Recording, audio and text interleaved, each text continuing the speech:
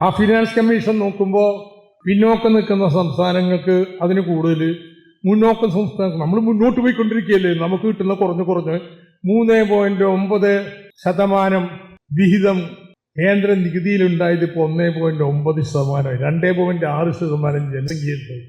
അതേസമയം കൂടുതൽ കിട്ടുന്ന ബീഹാർ, UP, രാജസ്ഥാൻ, മധ്യപ്രദേശ് ഈ സംസ്ഥാനങ്ങളിൽ കിട്ടിയിട്ട് നന്നാവുന്നുണ്ടോ? കേരളം ഞാൻ പറഞ്ഞു കൂടുതൽ വളർന്നുകൊണ്ടിരിക്കുകയാണ്. ഈ സംസ്ഥാനങ്ങളൊക്കെ അഖിലേന്ത്യാ ശരാശരി താഴേക്കാ പോയിക്കൊണ്ടിരിക്കണേ. എന്താ കാര്യം? അവരെ ഞാൻ അവരോട് പറഞ്ഞിട്ടുണ്ട്, ചിലപ്പോൾ പറഞ്ഞിട്ടുണ്ട് അവിടുത്തെ ഉദാഹരണമൊക്കെ, കേരളം ചെയ്ത പോലെ പിള്ളേരെ പഠിപ്പിക്കുക, ആരോഗ്യത്തിന് നോക്കും, എന്നാൽ ചെലവാക്കുന്ന പണം അവിടെ തന്നെ ഉണ്ടാവും. ഇവര് പോയിട്ട് വലിയ വ്യവസായശാലയോ ഡാമോ അല്ലെങ്കിൽ റോഡോ ഒക്കെ പണിയാൻ പോയാൽ പണിയാൻ വരുന്നവരും പുറത്തുനിന്നാ വരുന്നത്, പുറത്തുള്ള കമ്പനികളാണ് വരുന്നത്. മുടക്കുന്ന പണം അവിടെ വട്ടം കറങ്ങൂല, പിറ്റേ നിമിഷം പുറത്തു പോകും. മൾട്ടിപ്ലയർ ഇഫക്റ്റ് എന്ന് പറയും. ബീഹാറിന് കൊടുക്കുന്നതിന്റെ പണത്തിലെ നേട്ടം ബോംബെക്കാർക്കാം. അതേസമയം കേരളം ചെയ്തപോലെ വിദ്യാഭ്യാസ കാര്യത്തിന് മുടക്കിയാലോ ആ നാട്ടിൽ പട്ടം കറങ്ങും. നയം മാറ്റണം, പോട്ടെ അവർ തരുന്നില്ല, ഇതൊരു അവാർഡാണെന്ന് വെക്കാം. പക്ഷെ പാതി പണം കേന്ദ്രം തരുന്ന 40%.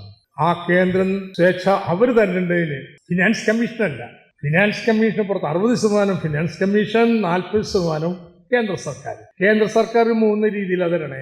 1 കേന്ദ്രാവിഷ്കൃത പദ്ധതികൾ, 2 കേന്ദ്രത്തിന്റെ സ്കീമുകൾ, 3 ദുരന്ത നിവാരണം.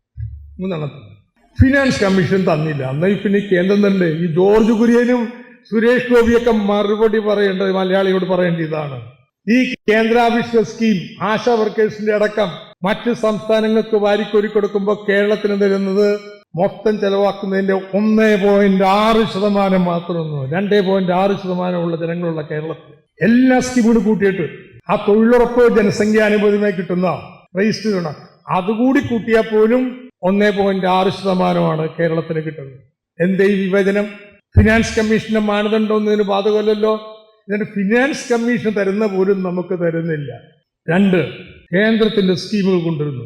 അപ്പൊ കേന്ദ്രത്തിന്റെ സ്കീമിന്റെ പണം എന്താ? പണ്ട് പഞ്ചവത്സര പദ്ധതി എന്നും പറഞ്ഞൊരു ഏർപ്പാടുണ്ടായിരുന്നു. ഇപ്പൊ പ്ലാനിംഗ് കമ്മീഷനാണ് എന്തൊക്കെ കാര്യങ്ങൾ നടത്തണം, എവിടെ വേണം എന്നൊക്കെ തീരുമാനിക്കുന്നത്. ഇപ്പൊ പഞ്ചവത്സര പദ്ധതി ഇല്ല, ആ പണമൊക്കെ കേന്ദ്രത്തിന്റെ കയ്യിലാണ്.